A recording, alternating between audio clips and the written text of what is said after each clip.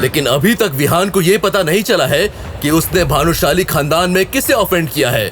Hello, कौन बोल रहा है? विहान की आवाज सुनकर अनिका को धक्का सा लगा। उसके चेहरे के एक्सप्रेशंस अचानक से बदल गए और उसका दिल बहुत भारी हो गया।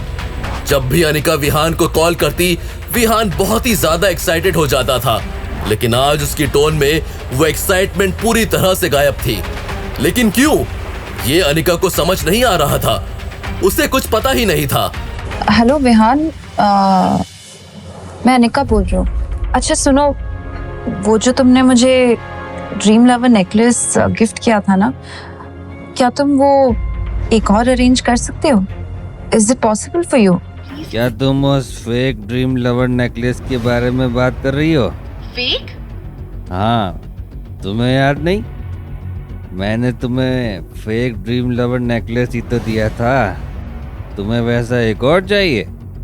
ठीक है, मैं अरेंज करवा सकता हूँ। कब चाहिए बताओ? अनिका ने बिना कुछ बोले फोन काट दिया, लेकिन उसे ये समझना मुश्किल हो रहा था कि आखिर उसे इतना महंगा डायमंड नेकलेस दिया किसने था। तभी उसकी नजर मिस जूली पर गई। I am really sorry miss Julie, मुझे भी नहीं पता था कि ये नेकलेस मुझे किसने दिया है। कोई बात नहीं अनिका, मुझे तो लगता है कि मेरी किस्मत में ड्रीम लवर नेकलेस लिखा ही नहीं है। कुछ ही देर बाद सब डिनर करने चले गए। तब अनिका की नजर नक्श पर पड़ी, जो कि उसे कहा करता था कि वो एक दिन उसे रियल ड्रीम लवर नेकलेस लाकर देगा। वहीं मिस जूली से मिलने नक्श आगे बढ़ा ही था कि कल्याणी ने अनाउंसमेंट की।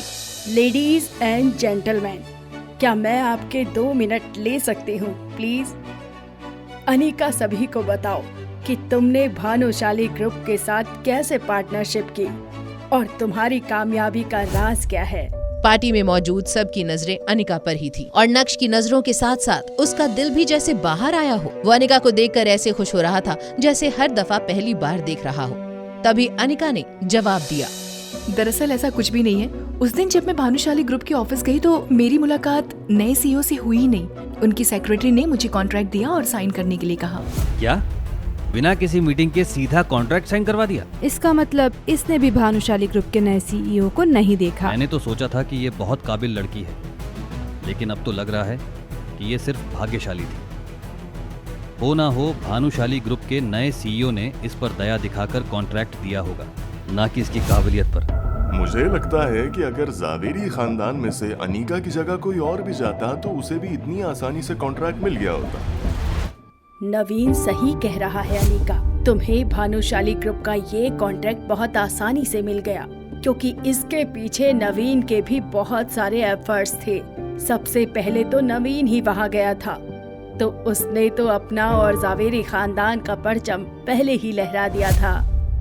मैंने सुना है कि कुछ दिन पहले ही भानुशाली ग्रुप ने शिवानी नाम की एक आर्टिस्ट के साथ कॉन्ट्रैक्ट साइन किया है। मैं जावेरी खानदान को उस आर्टिस्ट की सस्ती से सस्ती डील ला कर दूंगा। पूरा नेगोशिएशन मेरा होगा और जल्द ही वो आर्टिस्ट हमारा एक ऐड भी करेगी। नवीन, तुम्हें बहुत अच्छे से पता है कि जावेरी खानदान में कंट्रीब्यूट कैसे करना है।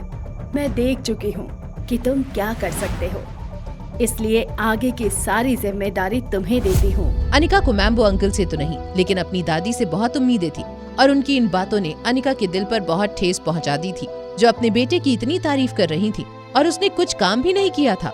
वहीं खड़ा नक्श भी ये सारी बातें शांति से सुन रहा था। तभी मैम्बो अंकल ने टोस्ट करते हुए कहा, आज की पार्टी मेरी तरफ से है। जिसको जो भी खाना है पीना है वो खा पी सकता है, सब कुछ फ्री है।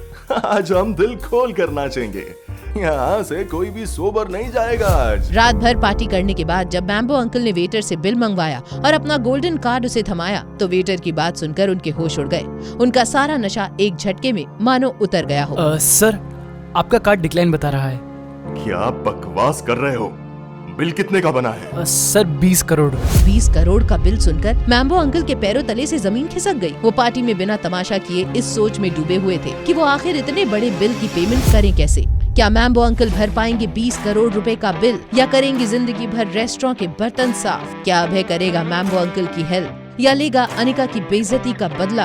क्या भानुशाली ग्रुप के सीईओ से मिल पाएगी अनिका और क्या जान पाएगी उसके ड्रीम लवर नेकलेस देने वाले शख्स का नाम?